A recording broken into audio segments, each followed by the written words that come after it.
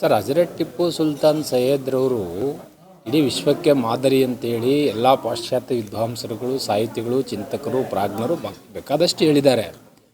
ಟಿಪ್ಪುವಿನ ಇತಿಹಾಸವನ್ನು ಗೊತ್ತಿಲ್ಲದೆ ಇರತಕ್ಕಂತಹ, ಟಿಪ್ಪು ಹೆಸರಲ್ಲಿ ಮತ ಬ್ಯಾಂಕಿನ ರಾಜಕಾರಣ ಮಾಡಲಿಕ್ಕೆ, ಟಿಪ್ಪು ಹೆಸರಲ್ಲಿ ಕೋಮುವಾದವನ್ನು ಹರಡಲಿಕ್ಕೆ, ಟಿಪ್ಪು ಹೆಸರಲ್ಲಿ ಅಶಾಂತಿಯನ್ನು ಮೂಡಿಸಲಿಕ್ಕೆ ಯಾವುದೋ ಒಂದು ಸಮುದಾಯವನ್ನು, ಒಂದು ಜನಸಮುದಾಯವನ್ನು ಟಾರ್ಗೆಟ್ ಮಾಡಿಕೊಂಡು ಮತ ಬ್ಯಾಂಕಿಗೋಸ್ಕರವಾಗಿ ಆ ಟಿಪ್ಪು ಸುಲ್ತಾನ್ ಅವ್ರ ಇತಿಹಾಸವನ್ನು ತಿರ್ಚ್ತಾ ಇದ್ದಾರೆ ವಿನಃ ಅದೇ ಟಿಪ್ಪುವನ್ನು ಬೇಕಾದಷ್ಟು ಸಾರಿ ಆಡಿ ಹೊಗಳಿದ್ದಾರೆ ಮನುವಾದಿಗಳು.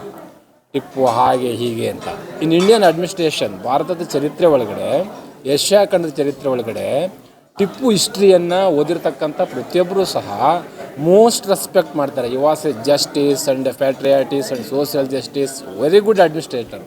ಸೊ ಹಿಂಗಾಗಿ ಟಿಪ್ಪುವಿನಲ್ಲಿರ್ತಕ್ಕಂತಹ ಎಲ್ಲ ನೈತಿಕತೆಗಳನ್ನು ಕೋಮುವಾದಕ್ಕೆ ಮಿಕ್ಸ್ ಮಾಡಿ ಇವತ್ತು ದೇಶವನ್ನು ಹಾಳು ಮಾಡಲಿಕ್ಕೆ, ದೇಶದಕ್ಕೆ ಅಶಾಂತಿ ಉಂಟು ಮಾಡಲಿಕ್ಕೆ, ಒಂದು ಸಮುದಾಯವನ್ನು ಟಾರ್ಗೆಟ್ ಮಾಡಲಿಕ್ಕೆ ಟಿಪ್ಪು ಸುಲ್ತಾನ್ನ ಬಳಸ್ತಾ ಇರ್ತಕ್ಕಂಥದ್ದು ನಿಜವಾಗ್ಲೂ ಅವಮಾನ, ನಿಜವಾಗ್ಲೂ ನಾಚಿಕೆ ಆಗಬೇಕು, ನಿಜವಾಗ್ಲೂ ಸಹ ಇದು ಅತ್ಯಂತ ಖೇದ ಅಂತ ನನಗೆ ಅನಿಸ್ತದೆ. ಈಗ ಬರೋ ಪೀಳಿಗೆಗಳಿಗೆ, ಮುಂದೆ ಚಿಕ್ಕ ಮಕ್ಕಳು ಅವ್ರ ಬಗ್ಗೆ ಟಿಪ್ಪು ಸುಲ್ತಾನ್ನ ಜ್ಞಾನ ಅವ್ರ ಬಗ್ಗೆ ಹೇಳಬೇಕಂದ್ರೆ ಏನು ಆಪ್ಷನ್ ಅನಿಸುತ್ತೆ ತಮಗೆ? ಖಂಡಿತವಾಗ್ಲೂ ಈಗ ಮುಂದೆ ಬರ್ತಕ್ಕಂಥವ್ರು ಟಿಪ್ಪು ಸುಲ್ತಾನ್ರವರ ಸಂಪೂರ್ಣವಾದಂಥ ಮಾಹಿತಿನ ತಿಳ್ಕೊಬೇಕು. ಯಾರು ಹೇಳೋದನ್ನು ನಾವು ಕೇಳಬಾರ್ದು. We read the book, we read the in deeply Tipu ಸುಲ್ತಾನ್ರವನ್ನ ಆಳವಾಗಿ ಅಧ್ಯಯನ ಮಾಡಿದಾಗ ಗೊತ್ತಾಗುತ್ತೆ ಟಿಪ್ಪು ಯಾರು ಅಂತ. ಇಡೀ ವಿಶ್ವಕ್ಕೆ ಮಾದರಿಯಾದಂಥ ಟಿಪ್ಪು ಇತಿಹಾಸದಲ್ಲಿ ಇವರು ಭಾರತದ ಒಳಗಡೆ ನಿಂತುಕೊಂಡು ಬಿಲುಗಳಲ್ಲಿ ಇದ್ದುಕೊಂಡು ಕೆಲಸ ಮಾಡೋ ಇವರಲ್ಲಿ ಅದು ಹುಲಿಗಳೇ ಓದಬೇಕೆ ಹೊರತು ಇಲಿಗಳು ಓದಲಿಕ್ಕೆ ಬರೋದಿಲ್ಲ ಅಂತ ನಾನು ಅವಾಗವಾಗ ಹೇಳ್ತಿರ್ತೀನಿ. ಸೊ ಹುಲಿಯನ್ನು ಅರ್ಥ ಮಾಡ್ಕೊಳ್ಳಿಕ್ಕೆ ಹುಲಿಗಳೇ ಆಗಬೇಕು ಸರ್, ಇಲಿಗಳಿಂದ ಸಾಧ್ಯ ಆಗೋದಿಲ್ಲ.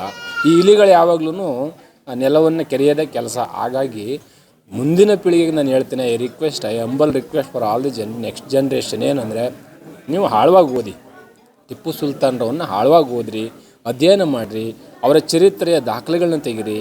ಕಂಪ್ಲೀಟ್ ನಿಮಗೆ what is Tipu and who is Tipu and 100% ಗೊತ್ತಾಗ್ತದೆ ಸರ್.